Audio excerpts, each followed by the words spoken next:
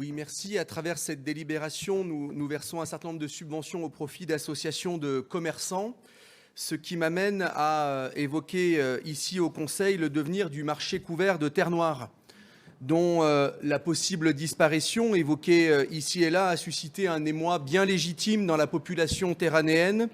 Une pétition demandant son maintien a d'ailleurs reçu plusieurs centaines de signatures.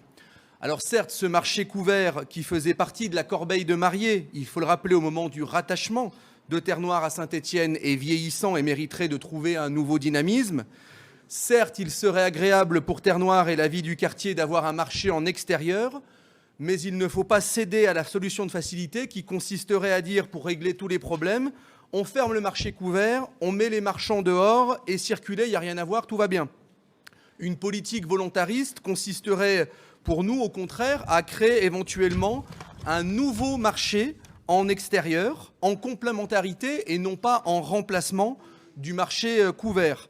Pour cela, on pourrait s'appuyer à la fois sur les syndicats de forains, mais aussi sur les travaux liés au PAT, au projet alimentaire territorial de métropole, qui ambitionne de créer des marchés pour favoriser une alimentation de qualité avec des produits locaux.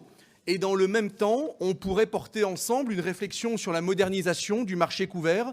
Pourquoi pas d'ailleurs, en ayant de l'ambition, en imaginant un concept de petite halle, réplique à plus petite échelle et en plus modeste évidemment, des halles Mazra. Ça serait pour nous ambitieux pour Terre Noire. Et au-delà de votre rire, Monsieur Perdriau, qui ne m'écoutez pas, qu'est-ce que vous pensez de cette situation ?